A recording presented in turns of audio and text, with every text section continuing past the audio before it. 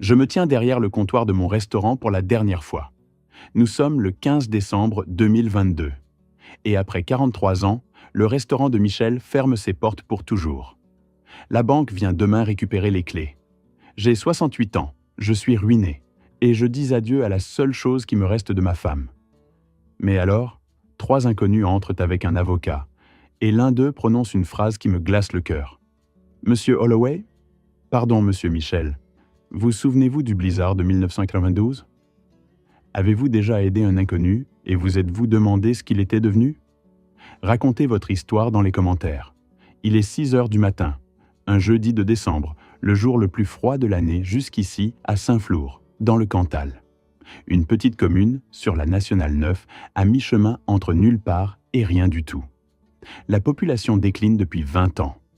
Depuis que l'usine de transformation de viande a fermé, et que les jeunes ont commencé à partir pour Clermont-Ferrand, Lyon ou n'importe où, offrant plus d'opportunités qu'une ville de province mourante ne pouvait en proposer. Je suis réveillé depuis 4 heures, comme tous les matins depuis 43 ans. Les vieilles habitudes ne meurent pas juste parce que votre entreprise est en train de mourir. Je suis resté allongé 1 heure dans l'appartement au-dessus du restaurant. Le même appartement où Joanne et moi avons emménagé en 1979 quand nous avions 25 ans et que nous étions assez stupides pour penser que nous pouvions gagner notre vie en vendant des œufs et du café dans la France rurale. Le même lit où elle est morte il y a 3 ans, en me tenant la main, en me suppliant de garder le restaurant ouvert, de ne pas abandonner. J'ai abandonné quand même. Pas tout de suite, mais lentement, mois après mois, facture après facture, jusqu'à ce qu'il ne reste plus rien à faire que de capituler. Je déverrouille la porte d'entrée du restaurant de Michel, j'allume les lumières, et je reste là un moment, contemplant l'endroit que j'ai construit de mes propres mains. Des banquettes en vinyle rouge le long des fenêtres, refaites 2 fois, en 1991 et 2008, de plus en plus chères à chaque fois. Un long comptoir en formica avec des tabourets aux pieds chromés. Certains branlent maintenant parce que les soudures sont vieilles et que je n'ai pas les moyens de les réparer. Un jukebox dans le coin qui ne fonctionne plus depuis 2003, mais que je ne peux pas me résoudre à jeter parce que Joanne adorait ce jukebox. Elle passait Patricia Kaas pendant qu'elle servait les tables. Les murs sont couverts de photos, des couches de photos, des décennies de photos qui se chevauchent comme les pages d'un album, des clients qui fêtent leur anniversaire, des équipes sportives du lycée local après des matchs de championnat, la promotion 89 du lycée de Saint-Flour après le bal de fin d'année, tous entassés dans l'arrière-salle dans leur smoking et leurs robes bouffantes. Le petit déjeuner annuel de crêpes que nous avons organisé pendant 35 ans d'affilée. Des événements communautaires de 4 décennies à être le cœur de cette ville. Il y a une photo de moi et Joanne, le jour de l'ouverture, bien en évidence au-dessus de la caisse. Nous avons tous les deux 25 ans, souriant comme des idiots devant notre tout nouveau restaurant. Elle porte son uniforme de serveuse, robe rose avec tablier blanc, son prénom brodé sur la poche, les cheveux tirés en queue de cheval. Je porte mon tablier de cuisinier, maigre comme un clou à l'époque. Une tignasse de cheveux bruns qui sont maintenant complètement gris. Nous avons l'air de croire que nous allons vivre éternellement, que rien de mal ne nous arrivera jamais, que ce restaurant nous survivra à tous les deux. 2 sur 3, ce n'était pas mal. Joanne est morte il y a 2 ans, en 2020, juste avant que la pandémie ne frappe et que le monde ne devienne fou. Cancer du pancréas. Du diagnostic à la mort en 4 mois. Elle a passé ses dernières semaines dans l'appartement à l'étage, dans notre lit, regardant par la fenêtre le restaurant en contrebas. Parfois, les clients lui faisaient en signe. Elle leur répondait même quand elle était trop faible. « Promets-moi que tu le garderas ouvert », m'a-t-elle dit 3 jours avant de mourir. Sa voix n'était plus qu'un murmure. « Le restaurant, c'est notre héritage, Michel. C'est ce que nous avons construit ensemble. Je te le promets, ai-je dit. J'ai essayé. Dieu sait que j'ai essayé. Mais la pandémie nous a détruits. Nous sommes passés en vente à emporter uniquement pendant 18 mois. Nous avons perdu 70% de notre chiffre d'affaires. Les charges fixes sont restées les mêmes. Loyer, services publics, assurance, location d'équipement. J'ai contracté des prêts que je ne pouvais pas me permettre. J'ai atteint les limites de mes cartes de crédit. J'ai fait des demandes pour chaque subvention, chaque programme d'aide. Certains ont aidé, la plupart non. En 2021, j'étais sous l'eau. En 2022, je me noyais. La banque a envoyé l'avis de saisie en septembre. J'avais 90 jours. J'ai passé ces 90 jours à essayer de trouver un acheteur, quelqu'un qui voulait d'un restaurant dans une ville mourante. Personne ne le voulait. Pourquoi l'aurait-il fait? Saint-Flour, dans le Cantal, n'était pas exactement un marché en croissance. Alors, nous y voilà. Le 15 décembre 2022, le dernier jour. Demain, la banque prend les clés et le restaurant de Michel devient n'importe quelle chaîne à laquelle ils pourront le vendre. Probablement un Carrefour Express. Tout finit par devenir un Carrefour Express. Je passe derrière le comptoir. Je noue mon tablier. Le même style que je portais sur cette photo. Juste 43 ans plus usé. Le tissu blanc devenu gris après un millier de lavages. Et je lance le café. La grande machine industrielle que Johan et moi avons achetée d'occasion en 1982, qui est tombée en panne 50 fois et que j'ai réparée 50 fois parce que je refusais de la remplacer. Elle gronde en prenant vie, gargouillant et sifflant, et en quelques minutes, l'odeur du café remplit le restaurant. Riche, sombre, familière. La même odeur qui a accueilli les clients chaque matin depuis 1979. Dehors, le soleil commence à se lever sur les montagnes du Cantal. Lever de soleil de décembre, peignant l'herbe gelée en or et rose, de longues ombres s'étirant sur la Nationale 9. C'est magnifique. Ça l'a toujours été. C'est ce que Johan avait l'habitude de dire. Nous n'avons peut-être pas grand-chose, Michel, mais nous avons cette vue, nous avons cette lumière. Ça vaut quelque chose. Ça vaut quelque chose, mais pas 180 000 €. Pas assez pour sauver le restaurant.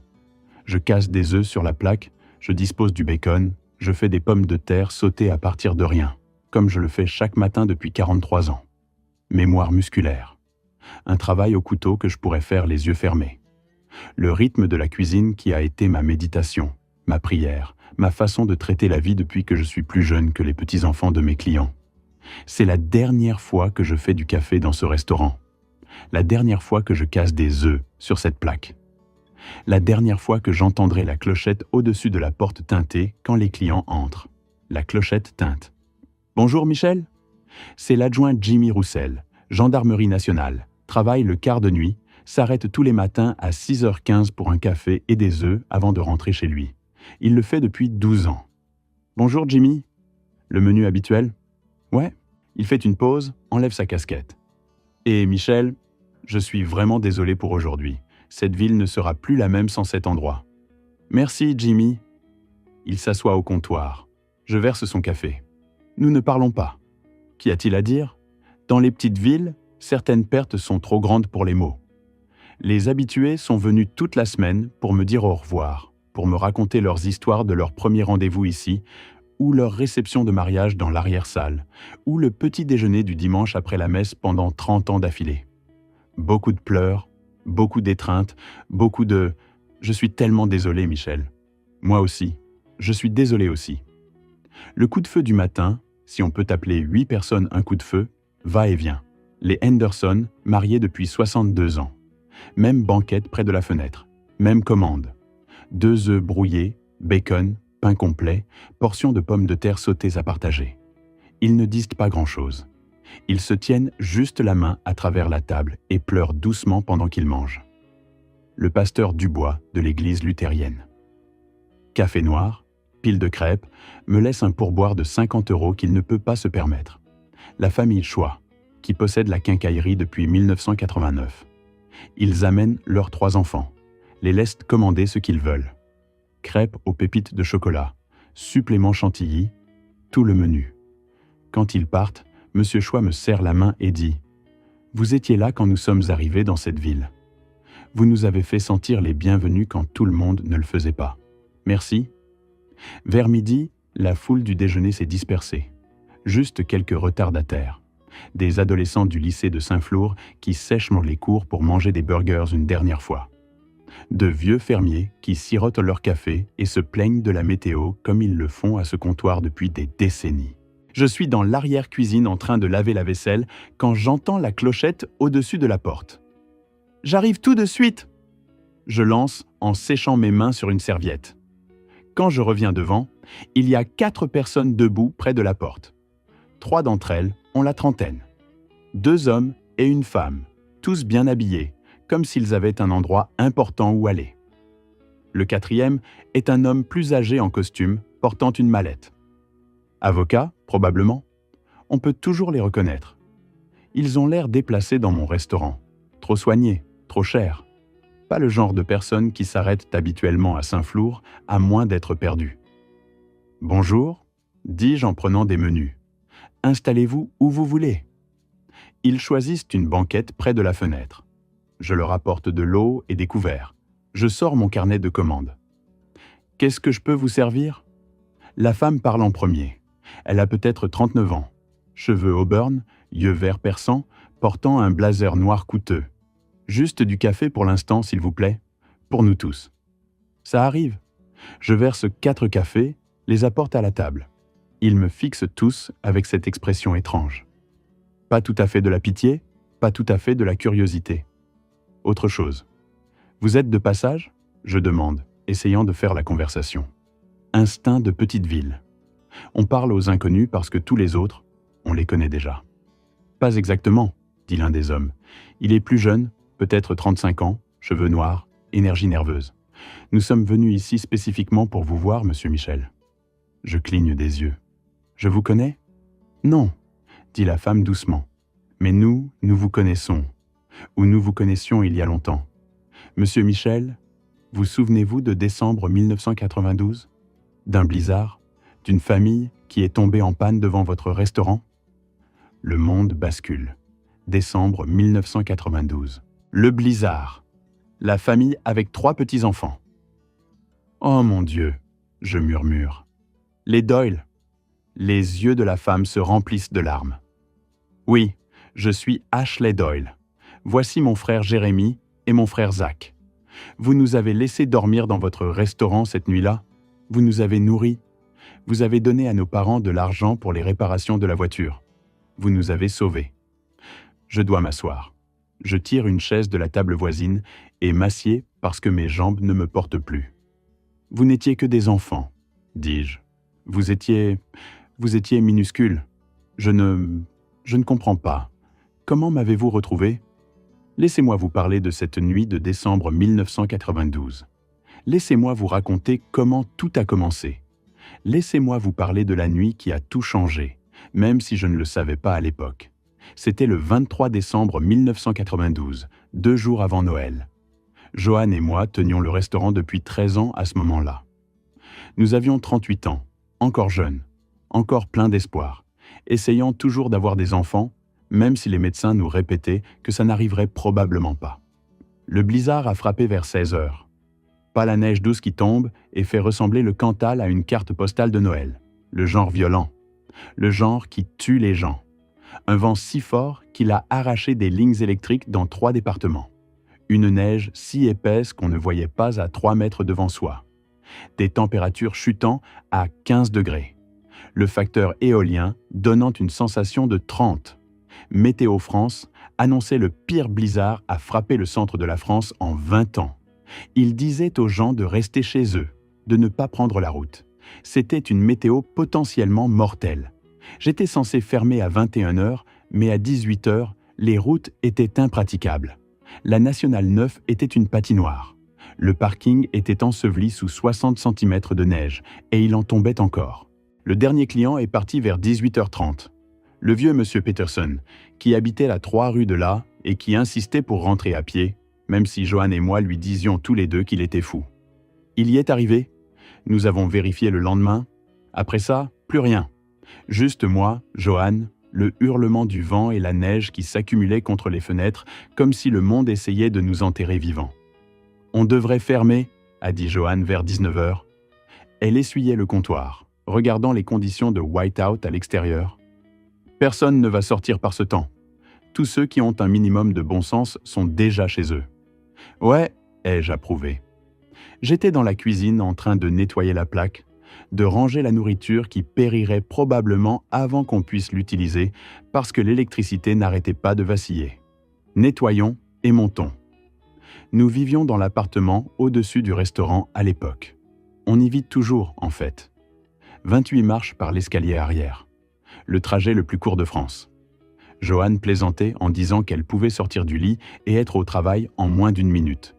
Je l'ai chronométré une fois. 47 secondes. Elle était compétitive comme ça. Nous étions en train d'essuyer les tables, d'éteindre les lumières, de nous préparer à appeler ça une soirée quand nous l'avons entendu. Un moteur de voiture, qui toussait, crachotait, mourait. Puis le silence. Joanne et moi, nous sommes arrêtés. Nous nous sommes regardés à travers le restaurant vide. « Tu as entendu ça ?» a-t-elle demandé. « Oui. » Nous sommes allés à la fenêtre, avons collé nos visages contre la vitre, essayant de voir à travers la neige qui frappait la fenêtre si fort qu'on aurait dit quelqu'un jetant du riz lors d'un mariage. Il y avait une voiture sur le parking. Un vieux break, peut-être une Peugeot 505 du milieu des années 80, couverte de neige et de glace, de la fumée d'échappement s'échappant dessous le capot. Pas de la bonne fumée, de la fumée de brûlé. La portière du conducteur s'est ouverte. Un homme est sorti. Puis la portière passager, une femme, puis les portières arrière. 3 petits-enfants, 5 personnes au milieu d'un blizzard. Voiture en panne, au milieu de nulle part. « Oh non !» a soufflé Joanne. « Oh Michel, non !» J'étais déjà en mouvement, déverrouillant la porte, sortant dans un vent si froid que j'avais l'impression d'avoir des couteaux sur le visage. « Entrez !» J'ai crié par-dessus le hurlement de la tempête. « Allez, entrez maintenant !» Ils ont trébuché vers le restaurant. L'homme portait le plus jeune enfant. Il ne devait pas avoir plus de 5 ans. Un petit garçon qui pleurait et s'accrochait au cou de son père. La femme tenait un garçon par la main, peut-être 7 ou 8 ans. Une fille, plus âgée, 9 ou 10 ans peut-être, marchait entre eux, tête baissée contre le vent. Ils sont tombés à travers la porte plutôt qu'ils n'y sont entrés. Tous les 5 couverts de neige, tremblants de froid. Les enfants pleuraient, les parents avaient l'air sous le choc et terrifiés. Joanne a claqué la porte derrière eux, l'a verrouillée. Le vent essayait toujours d'entrer, faisant trembler les fenêtres, faisant grincer tout le bâtiment. « Oh mon Dieu !» a dit la femme. Ses dents claquaient si fort qu'elle pouvait à peine parler.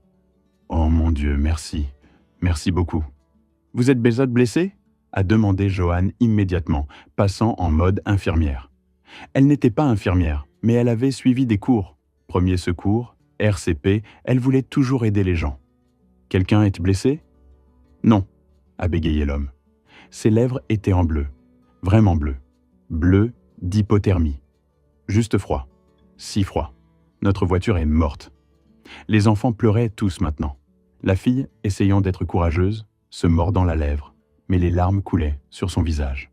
Le garçon du milieu sanglotait ouvertement. Le plus jeune criait simplement dans l'épaule de son père. « S'il vous plaît !» a dit l'homme. « Y a-t-il un hôtel en ville où nous pourrions rester ? Nous avons juste besoin de réchauffer les enfants. »« Il y a un motel !» ai-je dit. Le relais de Saint-Flour, environ 3 km à l'est sur la Nationale 9. Mais vous ne pouvez pas y arriver par ce temps. Vous gèleriez à mort avant d'avoir fait 100 mètres. La femme a fait un bruit comme un animal blessé. Qu'allons-nous faire ? Nous ne pouvons pas rester dans la voiture. Nous allons mourir. Joanne n'a même pas hésité. Elle ne le faisait jamais. C'était l'une des choses que j'aimais chez elle. Quand quelque chose devait être fait, elle le faisait simplement. « Ils restent ici », a-t-elle annoncé. Pas une question, un fait. « Michel, va chercher les radiateurs d'appoint dans la réserve. Prends toutes les couvertures qu'on a. Je vais faire de la soupe. »« Nous ne pouvons pas vous demander de faire ça », a protesté faiblement l'homme. Mais on pouvait voir le soulagement dans ses yeux. L'espoir. « Vous ne demandez pas », a dit Joanne fermement.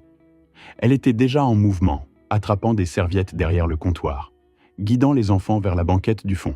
« Vous restez !» Fin de la discussion. « C'est un blizzard. Vous avez des enfants. Vous restez. » Maintenant, enlevez ces manteaux mouillés avant d'attraper une pneumonie. Je l'aimais tellement en ce moment. Je l'aimais à chaque instant, mais surtout alors, en la regardant prendre les choses en main, prendre soin des gens, être exactement qui elle était censée être. Nous les avons installés dans la banquette du fond, celle du grand coin qu'on utilisait pour les fêtes et les grands groupes. Elle avait de hauts côtés qui bloqueraient les courants d'air. J'ai apporté tous les radiateurs que nous possédions, 3 d'entre eux, des vieux trucs qui étaient probablement des risques d'incendie, mais ils fonctionnaient. Je les ai installés autour de la banquette. Je les ai poussés au maximum. Johan a apporté toutes les couvertures que nous avions, celles d'urgence que nous gardions dans le bureau, les couvertures de pique-nique de l'été, même les nappes du placard de rangement, tout ce qui pouvait les garder au chaud. Les enfants pleuraient toujours, blottis les uns contre les autres dans des vêtements mouillés, tremblant si fort que je pouvais entendre leurs dents claquer de l'autre côté de la pièce. « Sortons-vous de ces affaires mouillées », a dit Johan doucement à la mère. « J'ai des vêtements secs à l'étage. Ils seront trop grands, mais ils sont chauds. Michel, va chercher mes survêtements et des t-shirts, des grands. » J'ai couru à l'étage, j'ai attrapé des brassées de vêtements. Pantalons de survêtement, sweatshirt, t-shirt, chaussettes. Quand je suis redescendu, Johan avait déjà emmené la mère et les enfants dans la salle de bain pour se changer. J'entendais sa voix à travers la porte, douce et apaisante, parlant aux enfants comme s'ils étaient hors les siens. L'homme était toujours assis dans la banquette, l'air hébété. Je lui ai tendu des vêtements secs. « La salle de bain est occupée. Tu peux te changer dans la cuisine si tu veux. »« Merci, » a-t-il dit. Sa voix s'est brisée. « Merci beaucoup. Je ne sais pas ce que nous aurions fait si vous n'aviez pas été là. »« Vous êtes là maintenant, » ai-je dit. « C'est ce qui compte. » Après qu'il se soit changé, je suis allé dans la cuisine. J'ai commencé à préparer à manger. Johan était déjà en avance sur moi. Elle avait mis une énorme casserole de soupe aux légumes sur la cuisinière avant d'aller aider avec les enfants. J'ai fait des croque-monsieur, une 12aine. Les enfants adorent les croque-monsieur, nourriture réconfortante. Au moment où tout le monde s'était changé et se réchauffait près des radiateurs, la nourriture était prête. Je n'oublierai jamais le regard sur les visages de ces enfants quand nous avons apporté la soupe et les croque-monsieur. Comme si nous leur avions offert un festin au lieu de simple nourriture de restaurant. Ils ont mangé comme s'ils mouraient de faim, ce qu'ils étaient, probablement. Le stress, le froid et la peur brûlent tous des calories. L'homme s'est présenté pendant qu'il mangeait. Il s'appelait Samuel Doyle. Sa femme s'appelait Tracy. Les enfants étaient Ashley, 9 ans, Jérémy, 7 ans, et Zachary. Il l'appelait Zach, qui en avait 5. « Nous venons de Strasbourg », a expliqué Samuel. Il réchauffait ses mains sur une tasse de café, la couleur revenant enfin sur son visage. Nous conduisions jusqu'à la maison des parents de Tracy à Chamonix pour Noël. Nous étions censés nous arrêter à Lyon pour la nuit, mais nous faisions bon temps. Nous pensions pouvoir continuer, économiser l'argent de l'hôtel, arriver plus tôt demain. Et puis la tempête a frappé, a ajouté Tracy doucement. Nous aurions dû nous arrêter, aurions dû trouver un abri plus tôt, mais au moment où nous avons réalisé à quel point ça allait être grave, nous étions en plein dedans. Et puis la voiture a commencé à faire ce bruit terrible et de la fumée a commencé à sortir du moteur et... Elle n'a pas fini, pas besoin. Nous savions tous à quel point ils étaient repassés près du désastre. « Qu'est-ce qui ne va pas avec la voiture ?» ai-je demandé. « Je n'en ai aucune idée, » a dit Samuel avec un rire amer. « Je suis comptable. Je peux vous dire comment structurer votre déclaration d'impôt, mais je ne peux pas vous dire ce qui ne va pas avec une voiture. » Nous allions demander au père de Tracy de la regarder quand nous arriverions à Chamonix. Il est doué avec les voitures. Mais maintenant, Tracy n'a pas fini. « Je vais y jeter un œil demain matin, » ai-je dit, « quand la tempête se calmera. Je ne suis pas mécanicien, mais j'en sais assez pour comprendre ce qui ne va pas. »« Nous n'avons pas d'argent pour les réparations, » a dit Tracy doucement. Elle regardait sa soupe, ne nous regardant pas dans les yeux. Nous avons dépensé tout ce que nous avions pour les cadeaux de Noël des enfants et l'essence pour aller à Chamonix. Nous comptions rester chez mes parents, ne pas payer d'hôtel ou de réparation de voiture. Nous sommes fauchés jusqu'au prochain salaire de Samuel en janvier. La honte dans sa voix m'a brisé le cœur. Cette honte particulière de ne pas avoir assez, d'être coincé et impuissant. J'avais connu ça. Circonstances différentes, mais j'avais connu ça. Johan a tendu la main à travers la table, a pris la main de Tracy, l'a serrée. « Ne vous inquiétez pas de ça maintenant, » a-t-elle dit doucement. « Passons juste cette nuit. Demain, nous trouverons une solution. En ce moment, vous êtes en sécurité. Vos enfants ont chaud. C'est tout ce qui compte. Zach, le plus jeune garçon, a levé les yeux vers Johan avec ses grands yeux bruns. Vous êtes un ange ? Johan a ri. Non, mon chou, juste une personne qui essaie d'aider. Vous avez l'air d'un ange, a-t-il insisté. Nous sommes restés avec eux jusqu'à presque 2 heures du matin. Les enfants se sont endormis en premier, épuisés, rassasiés et enfin au chaud. Ils se sont recroquevillés dans la banquette sous des piles de couvertures, ressemblant à un tas de chiots, tous emmêlés ensemble. Samuel et Tracy ont essayé de rester réveillés, mais ont finalement somnolé aussi, assis dans la banquette, la tête de Tracy sur l'épaule de Samuel, son bras autour d'elle. Johan et moi nous sommes assis au comptoir en buvant du café, les regardant dormir, écoutant la tempête faire rage dehors. « On ne va pas leur faire payer », a dit Johan après un long silence. Ce n'était pas une question. « Non », ai-je approuvé. « On ne va pas. Et tu vas réparer leur voiture. »« Si je peux. Si c'est quelque chose que je peux réparer. »« Et tu vas leur donner de l'argent. » Je l'ai regardée. Elle souriait. Ce sourire qui m'avait fait tomber amoureux d'elle quand nous avions 19 ans et qu'elle était serveuse dans un relais routier à Aurillac et que j'étais cuisinier tout juste rentré d'Algérie sans idée de quoi faire de ma vie. « Combien ?» ai-je demandé. « Autant qu'ils ont besoin », a-t-elle dit simplement. « Michel, nous ne sommes pas riches. Nous arrivons à peine à joindre les 2 bouts. »« Je sais. Mais ils ont moins que nous. Et c'est Noël. Et regarde-les, Michel. Regarde ces bébés qui dorment. Quel genre de personnes serions-nous si nous n'aidions pas ? J'ai regardé la famille Doyle dormir dans notre restaurant.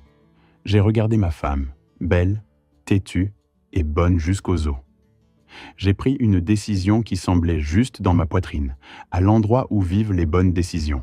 « D'accord, » ai-je dit. « Nous allons les aider, peu importe ce qu'il faut. » Elle m'a embrassé là, au comptoir. « C'est pour ça que je t'ai épousé. Parce que tu es bon, Michel, jusqu'au bout. » La tempête s'est calmée vers 5 heures du matin. Je suis sorti regarder leur voiture pendant que tout le monde dormait encore. C'était grave, vraiment grave. Ils auraient besoin d'un remorquage jusqu'à un vrai mécanicien. Probablement 400 à 600 € de réparation, plus le coût du remorquage. Ils ne l'avaient pas. Je savais qu'ils ne l'avaient pas. Je suis rentré. Johan préparait le petit déjeuner. Crêpes, œufs brouillés, bacon, tout le menu. Les enfants se sont réveillés à l'odeur de la nourriture et à la vue de la neige scintillant au soleil du matin. « C'est comme un miracle de Noël », a dit le petit Zach, les yeux écarquillés. Après le petit déjeuner, j'ai pris Samuel à part. « J'ai regardé votre voiture.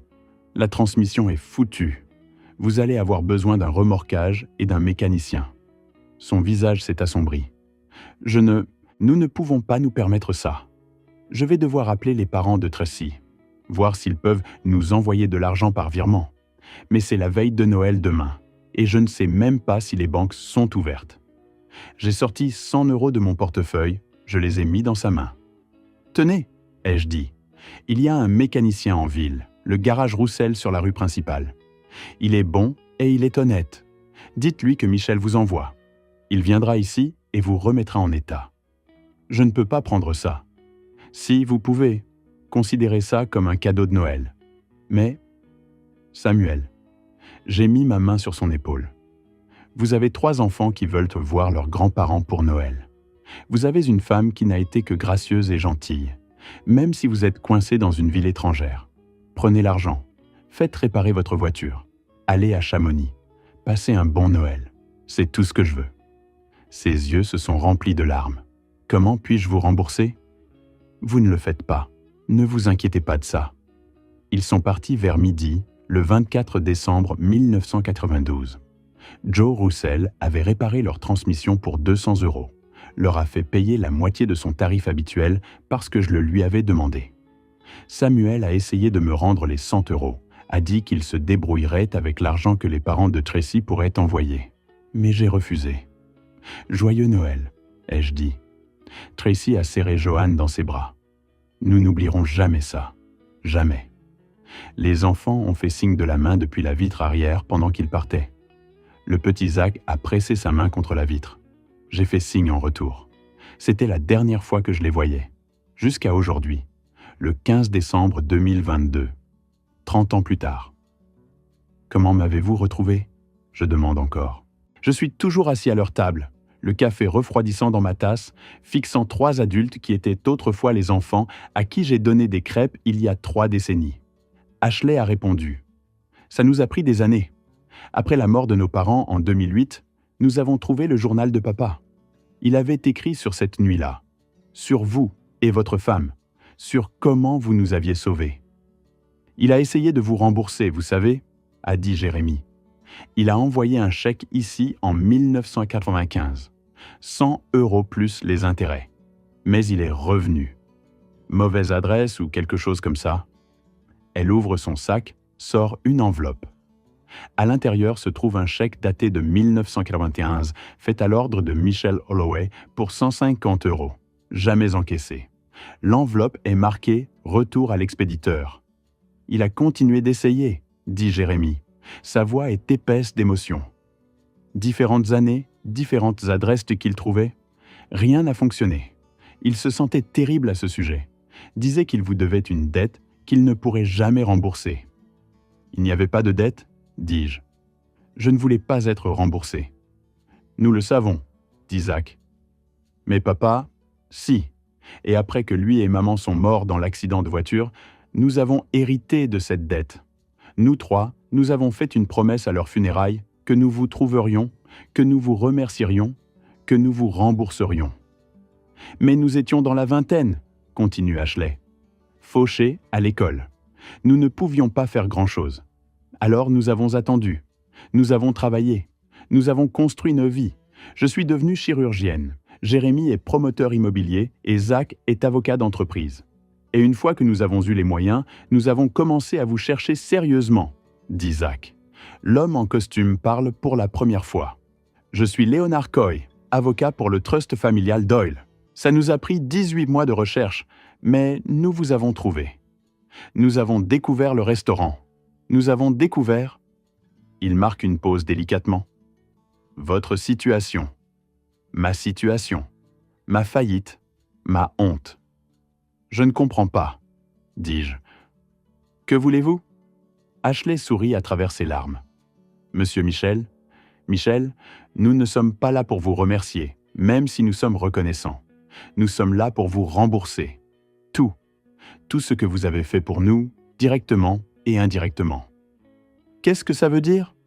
Jérémy sort un dossier, l'ouvre. À l'intérieur se trouvent des documents légaux. Voici l'acte de propriété du restaurant de Michel, dit-il. Depuis ce matin, nous en sommes propriétaires. Nous l'avons acheté à la banque. Nous avons payé toute votre dette. 180 000 €. La propriété est à nous. Mon cœur s'arrête. Quoi ? Mais nous n'en voulons pas, dit rapidement Ashley. Nous vous le donnons, libre et net. Pas d'hypothèque, pas de dette. C'est à vous de nouveau, Michel. Complètement remboursé. Je ne peux pas respirer. Je ne peux pas traiter ce qu'ils disent. Il y a plus, ajoute Zach. Nous avons créé un fonds de fonctionnement. 50 000 € pour couvrir les dépenses, les réparations, les améliorations. Si vous voulez continuer à gérer le restaurant, vous pouvez. Si vous voulez prendre votre retraite et embaucher quelqu'un, c'est bien aussi. Mais le restaurant de Michel ne ferme pas. Pas aujourd'hui. Pas jamais. Leonard Coy fait glisser les documents sur la table. Tout ce dont nous avons besoin, c'est votre signature. Je pleure.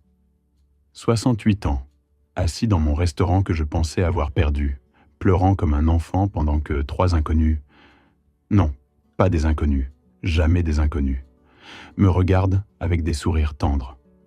Je ne peux pas accepter ça, je parviens à dire. Si, vous pouvez, dit Ashley, reprenant les mots que j'ai dits à son père il y a 30 ans. Vous nous avez aidés quand nous en avions besoin. Maintenant, nous vous aidons. C'est comme ça que ça marche. Votre femme, Joanne, dit Jérémy doucement. Nous aurions aimé pouvoir la remercier. Elle serait tellement heureuse, bordel, je murmure. Il reste 4 heures. Nous parlons de Samuel et Tracy qui n'ont jamais cessé de raconter cette nuit dans le blizzard. Comment c'est devenu une légende familiale qui a façonné leurs enfants. Ashley est devenue chirurgienne, fait du bénévolat chaque semaine à Strasbourg. Jérémy construit des logements abordables, choisit les gens plutôt que le profit maximal. Zach fait du pro bono pour les petites entreprises en difficulté. Des gars comme vous, dit-il.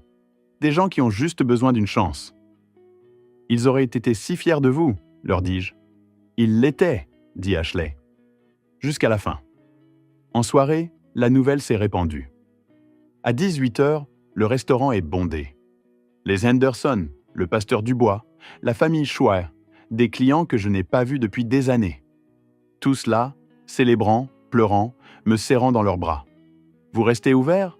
demande Madame Henderson. « Je reste ouvert, » je confirme. L'acclamation fait trembler les fenêtres. Joe Roussel arrive avec sa boîte à outils. « Laisse-moi réparer ton équipement, gratuitement. » Maria Lopez débarque. « Je peux revenir travailler ?» À 20h, j'ai une équipe complète, une liste de réparations et un cahier de réservation qui se remplit. « Vous avez donné plus que vous ne le saviez cette nuit-là, » dit Ashley. « Vous nous avez donné de l'espoir, mais vous avez aussi donné un cœur à cette ville. » Il reste 3 jours à Saint-Flour. Avant de partir, Ashley me donne une enveloppe. « Ouvre-la quand nous serons partis, » dit-elle. Ils me serrent dans leurs bras. De longues étreintes qui donnent l'impression d'être en famille. « Merci de nous avoir sauvés, » dit Jérémy. « Merci de m'avoir sauvé. » Je réponds. Après leur départ, j'ouvre l'enveloppe. Un chèque de 100 € et une note de Samuel, datée de 1995. « Cher Michel, j'ai essayé de retourner cet argent 5 fois. Il continue de revenir. Alors peut-être que c'est censé rester avec vous jusqu'au jour où vous en aurez le plus besoin. Merci d'avoir appris à mes enfants que la bonté compte. Merci de nous avoir donné Noël quand nous n'avions rien. Vous avez sauvé notre foi dans les gens. J'espère que votre restaurant prospère. J'espère que Joanne fait toujours les meilleures crêpes du Cantal. Et j'espère que vous savez que ce que vous avez fait comptait. Ça comptait alors. Ça compte maintenant. Ça comptera pour toujours. Avec une gratitude éternelle, Samuel Doyle. Je m'assois au comptoir, mon comptoir, libre de dettes, et je pleure. Ça fait 6 mois. Le restaurant de Michel prospère. Les gens viennent de 3 départements pour faire partie de l'histoire. J'ai réembauché mon équipe avec des augmentations. Les Doyle viennent tous les quelques mois. Chaque matin, quand je lance le café, je regarde la photo de moi et Joanne du jour de l'ouverture. Je lui parle comme si elle était toujours là. On a réussi, Joanne. Le restaurant va bien, nous allons bien. Alors, permettez-moi de vous demander, qu'auriez-vous fait à ma place il y a toutes ces années? Les auriez-vous laissés rester? Et que feriez-vous si quelqu'un se présentait 30 ans plus tard pour rembourser une bonté que vous aviez oubliée? Merci d'avoir écouté mon histoire. Si elle t'a touché, laisse un like, écris en commentaire ce qui t'a le plus parlé et abonne-toi à la chaîne. Beaucoup d'autres histoires arrivent. Ce n'est pas la fin de la mienne, c'est seulement le début de quelque chose de meilleur.